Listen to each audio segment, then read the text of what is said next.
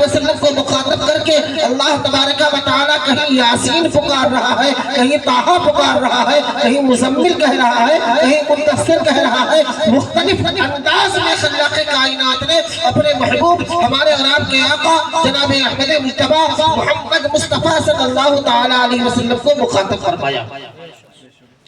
اور دوسرے مقام پر اللہ تبارک و تعالیٰ قرآن مقدس میں بعض مقامات پر پوری قوم انسانیت کو مخاطب کر کے اللہ تبارک و تعالیٰ فرماتا ہے یا ایھا الناس، اے لوگوں۔ جہاں اے لوگوں کو لفظ استعمال ہے وہاں پوری دنیا انسانیت کے لوگوں سے خلاق کائنات مخاطب ہے، مگر اس آیت مقدسہ میں جو میں نے تلاوت کرنے کا شرف حاصل کیا، خاص کر ایمان والوں کو اللہ تبارک و تعالیٰ مخاطب فرماتا ہے۔ ایمان والوں سے مخاطب ہو کر کے اللہ تبارک و تعالیٰ فرماتا ہے یا ایھا الذین آمنوا، اے ایمان والوں۔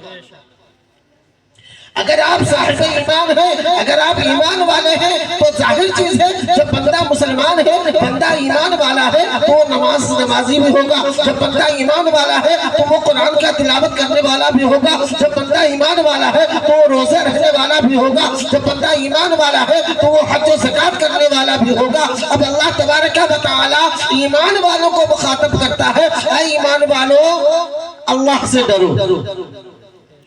یہ لفظ تقویٰ جو ہے یہ تقویٰ نام ہے دل کی اس کیفیت کا جس کے پیدا ہونے کے بعد دل ایٹومیٹک گناہوں سے دور بھاگنے لگتا ہے اور نیکیوں کی طرف رغبت کرنے لگتا ہے، نیکیوں کی طرف بڑھنے لگتا ہے۔ جب یہ کیفیت پیدا ہو جائے تو سمجھ لو آپ کے اندر تقویٰ آنا شروع ہو گیا۔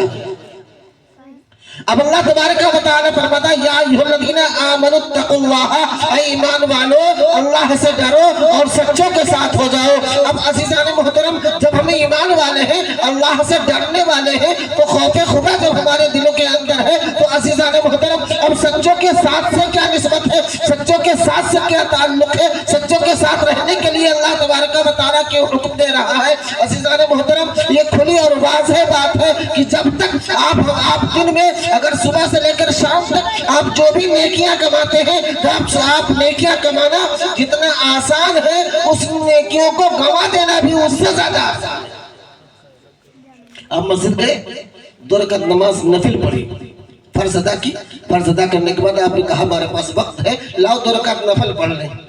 2 رکعت نفل نماز پڑھی، آپ کے پاس نیکیوں کا انبار ہو گیا۔ وہ ساری نیکیاں جو آپ کے پاس ہیں اور آپ مسجد میں ہی بیٹھ گئے، بیٹھ کر کے آپ کا کوئی محب مل گیا، آپ کا کوئی ملنے والا مل گیا، آپ کا کوئی ملنے والا مل گیا، اس سے بیٹھ کر کے باتیں کرنے لگے۔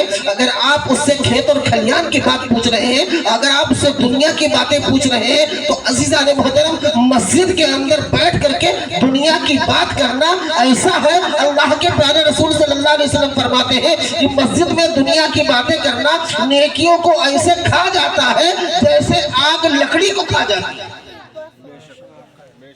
بات سمجھ نہیں آ رہی؟ مسجد کے اندر دنیا کی بات کرنے سے ایسا ہوتا ہے جیسے ہماری نیکیاں جیسے دنیا میں آگ لکڑی کو کھا جاتی ہے نا، ایسے ہماری نیکیاں ان باتوں کو کھا جاتی ہیں، ہماری نیکیوں کو وہ باتیں کھا جاتی ہیں جو مسجد میں بیٹھ کر کے ہم دنیا کی باتیں کرتے ہیں۔ اب عزیزان محترم ہمارے پاس اعمال بہت ہیں، ہمارے پاس نیکیاں ہیں، ہمارے پاس نمازیں ہیں، ہمارے پاس صدقات ہیں، ہمارے پاس خیرات ہے، ہمارے پاس زکوٰۃ ہے، ہمارے پاس حج ہے۔ ان ساری چیزوں کو اگر ہمیں بچانا ہے تو پھر ان ساری چیزوں کے کوچ کے لیے، ان ساری چیزوں کے حفاظت کے لیے اللہ تبارک و تعالیٰ نے فرمایا کہ سچوں کے دامن سے وابستہ ہو جاؤ، سچوں کے ساتھ ہو جاؤ۔ جب سچوں کے ساتھ ہو جاؤ گے تو شیطان کا مکر تم پر نہیں چلے گا، جب شیطان کی کوئی چال پھر کارگر نہیں ہوگی، تم پر نہیں چل سکتی، تم کامیاب اور کامران ہو جاؤ گے۔ جب تمہاری نمازیں یہاں سے بچ کر کے رب کی بارگاہ میں پہنچیں گی تو خلاق کائنات ان بزرگان دین کے اخلاص کے صدقے میں ہماری اور آپ کی نمازوں کو اللہ قبول فرما لے گا۔ اور اگر ہماری نمازیں قبول ہو گئی تو پھر ہماری دنیا بھی کامیاب، ہماری آخرت بھی کامیاب۔ اور ایسے سر پر مسجد میں جا کر کے کھوپڑی پٹکتے رہو، سجدے پر سجدے کرتے رہو، سجدے پر سجدے کرتے رہو اور دوسرے کی برائی کرتے رہو تو جب تک میرے بھائی میں آپ کو بتاؤں غیبت وہ گناہ ہے، اتنا بڑا گناہ ہے کہ کعبہ شریف کے پاس حرم کے اندر جا کر کے 25 مرتبہ زنا کرنے کے برابر گناہ ہے۔ کہاں؟ حرم کے اندر 25 بار زنا کرنے کے برابر گناہ ہے۔ غیبت अज़ीज़ान मोहतरम आप अंदाज़ा फरमाएं गीबत का इतना गुनाह है, अल्लाह के प्यारे रसूल सल्लल्लाहु अलैहि वसल्लम इरशाद फरमाते हैं गीबत करना ऐसा है गोया कि कोई अपने सगे मरे हुए भाई का गोश्त खा रहा। अरे मेरे भाई, हमारे भाई का जब इंतकाल होता है तो हमारा कलेजा फट जाता है, कितनी तकलीफ होती है। और अगर कहा जाए तो उसके अपने सगे भाई के गोश्त को खाओ तो हम और आप नहीं खा सकते, दुनिया का कोई भी सियाकल आदमी नहीं खा सकता। और अगर आप उसको जानबूझ करके खा रहे हैं, गीबत कर रहे हैं, तो गोया कि अपने सगे मरे हुए भाई का गोश्त खा रहे हैं। अब आप अंदाजा फरमाएं कि छोटी सी गलती, उसमें मिलता क्या? मिलता क्या? कुछ नहीं मिलता मेरे भाई। एक हसद, एक ऐसी आग है। सरकार वाली से पाक अलमपना से पूछा गया कि उनके मुरीदीन ने पूछा कि ये बताओ हुजूर एक मसला दरपेश है, उस मसले का हल फरमा दो। क्या बताओ? तो वाली से पाक अलमपना की बारगाह में जो मसला पेश किया गया वो कहा कि अल्लाह के रसूल सल्लल्लाहु अलैहि वसल्लम ने इरशाद फरमाया कि बनी इसराइल में 72 फिरके थे और आका फरमाते हैं कि मेरी उम्मत में 73 फिरके होंगे, सिर्फ एक फिरका जन्नती होगा, बाकी सारे फिरके जहन्नमी होंगे। तो आप उसकी वजाहत फरमा दें वो कौन ऐसा फिरका है, वो क्या है? सरकार वाली से पाक अलमपना ने एक जुमले में इसका जवाब दे दिया, एक जुमले में।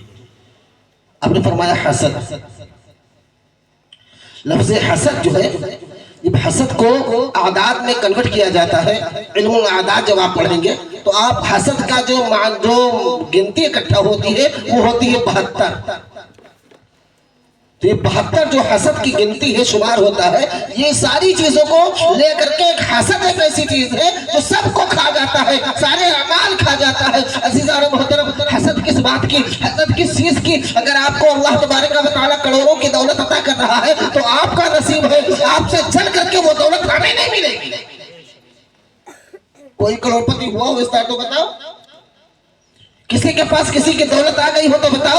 अगर कोई ज्यादा इल्म वाला हो, इल्म है और उसका इल्म को देख करके हम चलेंगे तो उसका इल्म हमारे पास नहीं आएगा, बल्कि हसद करने वाला खुद अपनी आग में जलकर खत्म हो जाएगा, खुद अपनी आग में। अब अज़ीज़ान मोहतरम आप अंदाजा फरमाएं, कुरान में अल्लाह तबारक व तआला फरमाता है या अय्युहल्लज़ीना आमनू तक़ुल्लाह वकूनू मअस सादिक़ीन। जब आप सच्चों से वाबस्ता हो जाएंगे तो आप हसद से बच जाएंगे। जब आप सच्चों से वाबस्ता हो जाएंगे तो शैतान का कोई मकर आप पर नहीं चलेगा। अभी आपके ज़हनों में शैतान तरह तरह के सवालात ला करके डालता है कि अभी तो नमाज का वक्त बाकी है, बाद में पढ़ लेंगे, अभी वक्त हुए बाद में पढ़ लेंगे। अज़ीज़ान मोहतरम, अल्लाह तबारक व तआला ने नमाज वक्त मुकर्ररा पर फर्ज फरमाई। वक्त मुकर्ररा पर जो नमाज का जो वक्त है उस वक्त में अव्वल वक्त में नमाज पढ़ी जाए ताकि वो नमाज की मकबूलियत का कोई उम्मीद की जा सके कि अल्लाह कबूल फरमा लेगा।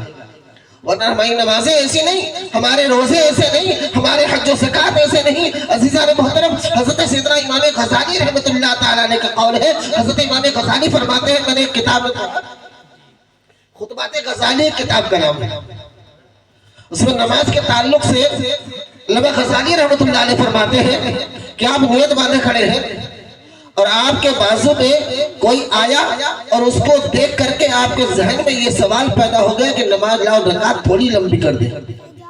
ये सिर्फ सवाल आ गया।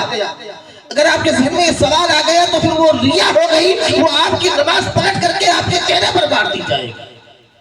अब आप अंदाजा फरमाएं किस तरह कितना होता है हमारे साथ। मैं अपनी बात कर रहा हूं, मैं आपको नहीं कह रहा।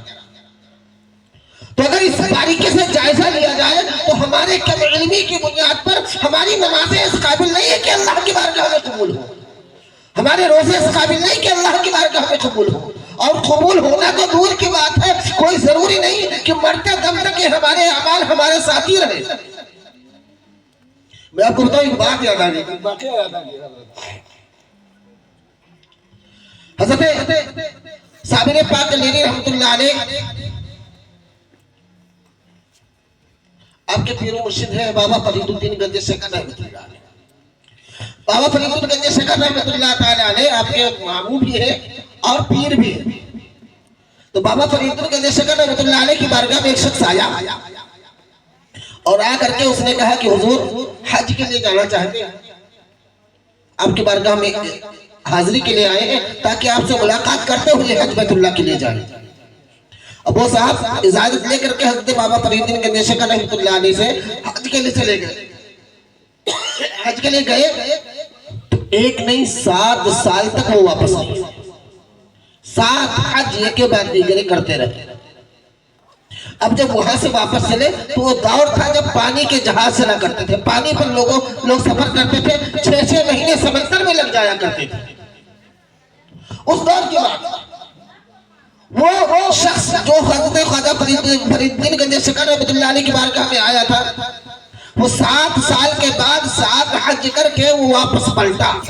جس جہاز پر وہ بیٹھ کر کے آ رہا تھا نا، وہ جہاز آ کر کے سمندر میں طوفان میں پھنس گیا۔ جو طوفان میں پھنس گیا تو طوفان سے ٹکرا کر کے وہ جہاز ٹوٹ گیا۔ اس کے ہاتھ میں حاجی صاحب جو تھے، ان کے ہاتھ میں ایک تختہ لگ گیا۔ اس تختے کے سہارے بڑھتے بڑھتے اس سمندر کے بیچ میں ایک ٹیلا تھا، اس ٹیلے کے قریب جا کر کے پہنچے۔ جب ٹیلے کے قریب پہنچے تو وہاں پر ٹیلے پر سمندر جہاز کے پٹرے سے اتر کر کے اس سمندر کے اس ٹیلے پر جا کر کے بالو کا جو ٹیلا تھا اس پر جا کر کے رک گئے۔ اب وہاں 1 دن گزر گیا، 2 دن گزر گیا، 3 دن گزر گیا، اپنا کچھ سمندر کا پانی اتنا کھارا ہے کہ اس کو پی بھی نہیں سکتے۔ پیاس کی شدت سے بے قرار، بھوک کی شدت سے تڑپ رہے۔ اتنے میں کیا دیکھتے ہیں کہ ایک شخص ایک کٹورے میں پانی لے کر کے ان کے آگے سے جا کر کے گزر رہا ہے۔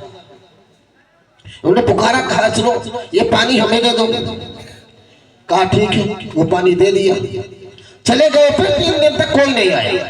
3 دن کے بعد پھر اس ٹیلے پر ایک بزرگ آئے، وہ پھر ہاتھ میں ایک کٹورے میں پانی لے کر کے جا رہے تھے۔ انہوں نے پکارا، سنو سنو، اس دن آپ نے پانی پلایا تھا، آج بھی پانی پلا دو، کیونکہ پانی آپ بڑا لذیذ لے کے جا رہے ہیں اور میں 3 دن کا بھوکا اور پیاسا ہوں۔ کہا ٹھیک ہے، پانی تو دے دوں گا مگر یہ پانی مفت میں نہیں دوں گا، اس کی میں قیمت چاہیے۔ کیا قیمت چاہیے؟ کہا تمہارے پاس کیا ہے؟ کہا ہمارے پاس، میں 7 حج کر کے واپس آ رہا ہوں۔ کیا 7 حج کر کے واپس آ رہا ہوں؟ تو کہا وہ حج مجھے دے دو، یہ پانی پی لو۔ تو کہا ٹھیک ہے، تو کہا ایسے نہیں، لکھ کر کے دو۔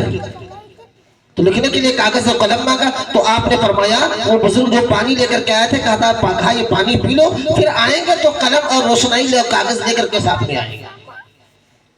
چلے گئے، پھر 3 دن کے بعد وہ بزرگ آئے، وہی ایک کٹورا پانی لے کر کے آئے اور ساتھ میں قلم بھی تھی، روشنائی بھی اور ایک کاغذ بھی۔ وہ ساری چیزیں لے کر کے آئے، کہا پہلے اس میں لکھو کہ میں نے جو 7 حج کیے ہیں وہ 7 حج میں نے تمہیں دیے، اس کے بعد پانی دیں گے۔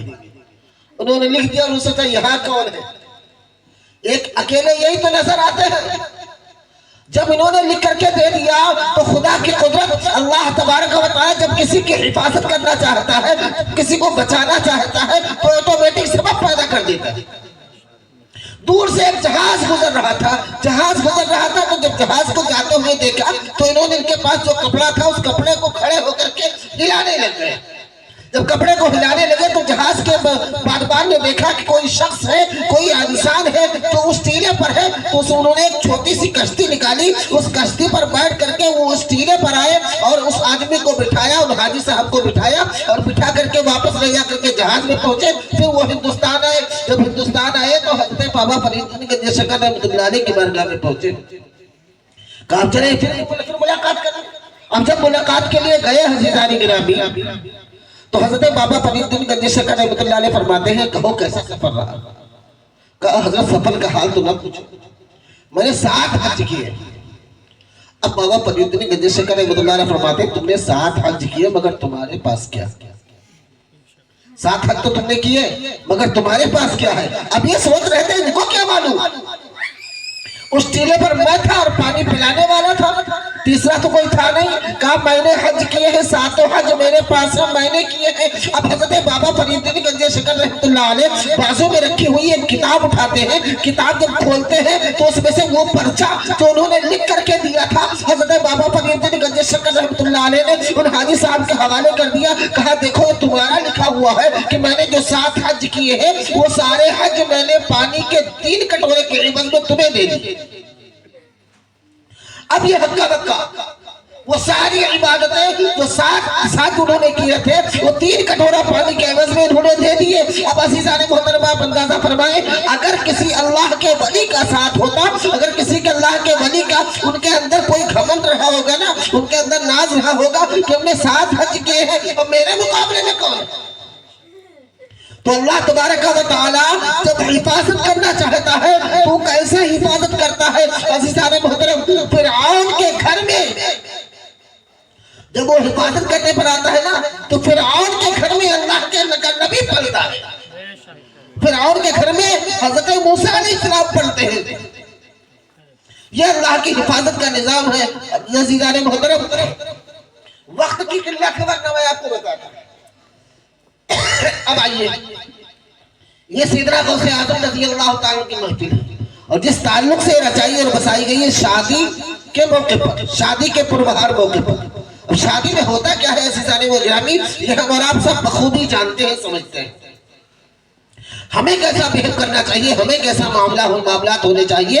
عزیزان محترم میں نے شاید ایک مرتبہ اس چیز کو بتایا ہے، ہمیں یاد ہے شاید میں نے اس چیز کو یہاں بتایا ہے ایک مرتبہ۔ ہم اور آپ کسان ہیں اور کسان کی بھاشا ہم اور آپ بخوبی سمجھتے ہیں۔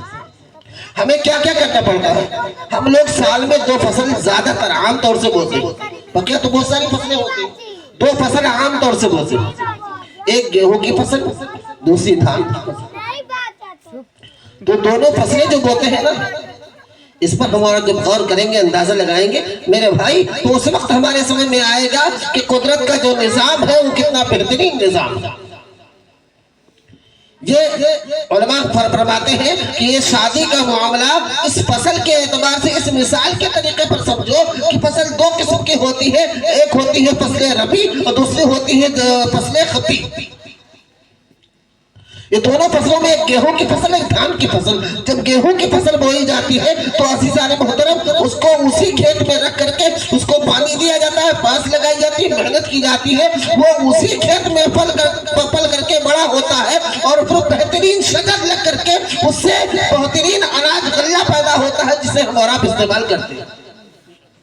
اور دوسری فصل جو دھان کی ہوتی ہے، وہ دھان کی فصل ایسی ہوتی ہے کہ اس کے لیے زمین بدلنا پڑتا ہے۔ جہاں پر بوجھا ہے اسی جگہ پر لگا رہنے دیں گے، صرف ایک پیڑ ہوگا اور اس کو وہاں سے نکال کر کے جب اس کی زمین چینج کریں گے نا، زمین بدلیں گے نا، تو زمین بدلنے پر پھر اس میں نکھار آتا ہے اور نکھار ایسا آتا ہے کہ ایک ایک پیڑ اتنا موٹا ہو جاتا ہے کہ یہ ہمارے ہاتھوں میں نہیں آتا۔ یہ اس کا نکھار ہے۔